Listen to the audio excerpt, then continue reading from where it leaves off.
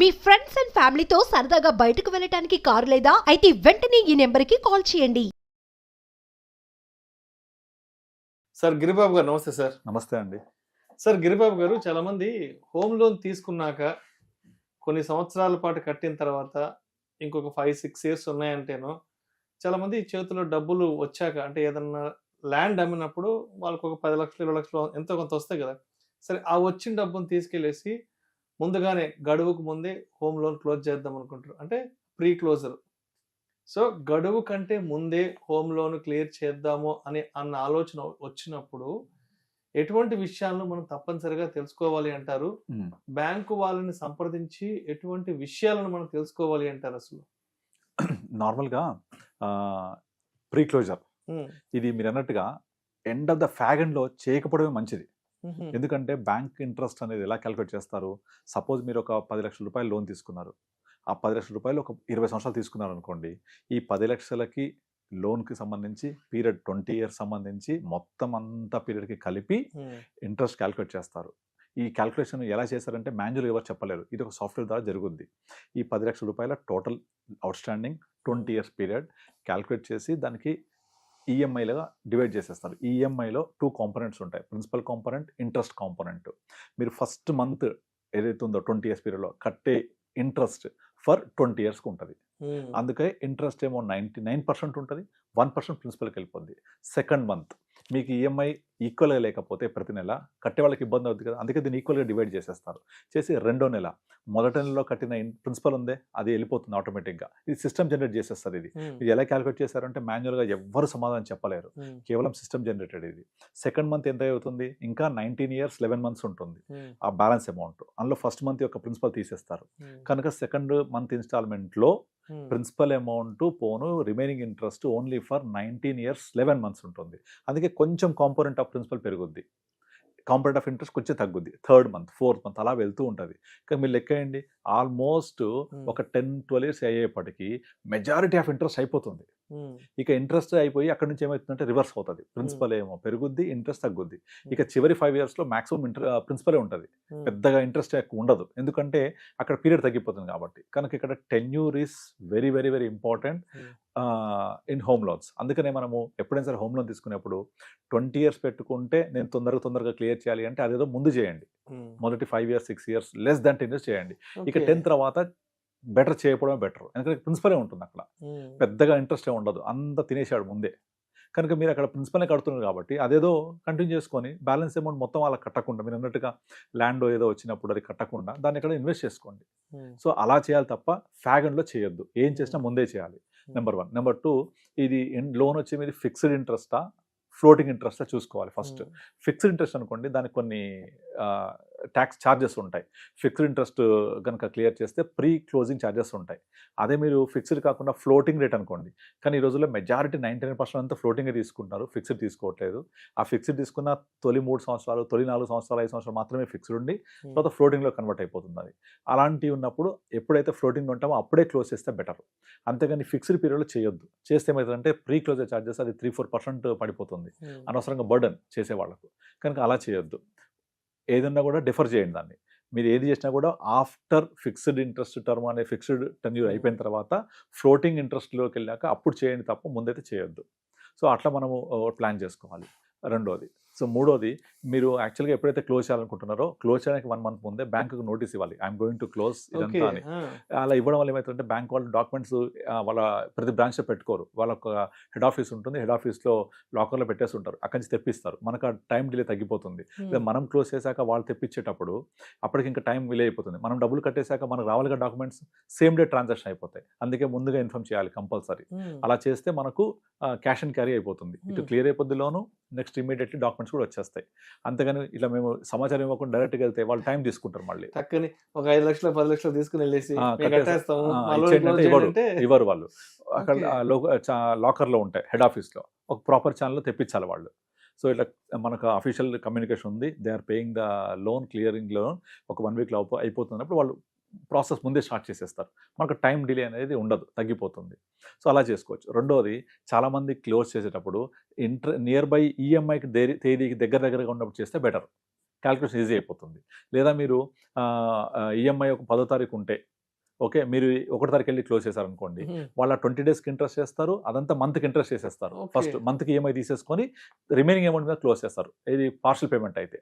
Full payment అయితే కూడా ఆ మంత్ క్యాల్కులేట్ చేసేసుకుంటారు. అందుకే మీకు దాదాపుగా ఈఎంఐ డేట్కి దగ్గరగా ఉన్నప్పుడు చేస్తే ఒక మంత్ ఇంట్రెస్ట్ మనకు కొంచెం కలిసి వస్తుంది.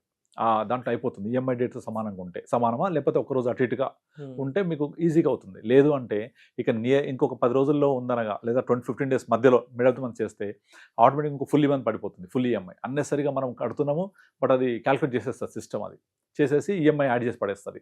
యాడ్ చేసేసి ఈఎంఐ రిక్వెస్ట్ వెళ్ళిపోతుంది. సో దాంతో ఒక ఈఎంఐ వెళ్ళిపోయినట్టే, అక్కడ అనవసరంగా ఇంట్రెస్ట్ కూడా వెళ్ళిపోయినట్టే. కనుక అట్లా చేయొద్దు.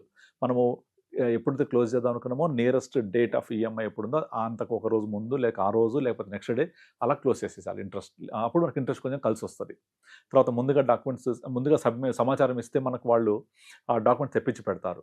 తర్వాత మనం ఛార్జెస్ ఎప్పుడు కూడా హోమ్ లోన్లో ఇంపార్టెంట్ ఏంటంటే ప్రాసెసింగ్ ఫీ. ఈ ప్రాసెసింగ్ ఫీ బ్యాలెన్స్ ట్రాన్స్ఫర్ చేసేప్పుడు ఉంటుంది. కొంతమంది ఏం చేస్తారు, లోన్ తీసుకునేప్పుడు లేకపోతే ఒక బ్యాంక్ ఇంకో బ్యాంక్ ట్రాన్స్ఫర్ చేసేప్పుడు బ్యాలెన్స్ ట్రాన్స్ఫర్ చేసేటప్పుడు ప్రాసెసింగ్ ఫీ ఉంటుంది. ఇది కూడా చాలా బ్యాంక్స్ 0.5%, 1%, 0.25 అలా చేస్తూ ఉంటాయి. సో మనం ఏదైనా బ్యాలెన్స్ ట్రాన్స్ఫర్ చేసుకునేప్పుడు ముందుగా ప్రాసెసింగ్ ఫీ చెక్ చేసుకోవాలి. ఎంత బ్యాలెన్స్ ట్రాన్స్ఫర్ అవుతుంది, నాకు ఎంత ప్రాసెసింగ్ ఫీ ఉంది అనేది మనం అర్థం చేసుకోవాలి. అర్థం చేసుకొని తక్కువ ప్రాసెసింగ్ ఉండేలాగా వాళ్ళతో బార్గెన్ చేయొచ్చు. అలా చేసి మనం తగ్గించుకోవచ్చు. అండ్ ఇంకొక ఇంపార్టెంట్ థింగ్ ఏంటంటే చాలా వరకు బ్యాంక్స్ ఏం చేస్తాయంటే rate of interest RBI repo rate పెంచిందని వీళ్ళు ఏం చేస్తారు, పెంచింది కాబట్టి మేము పెంచుతున్నామని చెప్పేసి ఓవర్ నైట్ ఒక మెసేజ్ పెట్టేసి పెంచేస్తారు. ఒక్కొక్కసారి ఆర్బీఐ రెపో రేట్ పెంచకపోయినా కూడా పెంచేస్తారు. ఎందుకంటే బ్యాంక్స్ అనేది మనకి ఏదైతే రేట్ ఆఫ్ ఇంట్రెస్ట్ ఇస్తుందో వీటిని టీజర్ లోన్స్ అంటారు. టీజర్ లోన్స్ అయితే ఇప్పుడు బ్యాంక్ ఎక్కడి నుంచి డబ్బులు తెస్తుంది, హెచ్డిబి నుంచి, హౌసింగ్ డెవలప్మెంట్ బ్యాంక్ నుంచి తీసుకొస్తారు.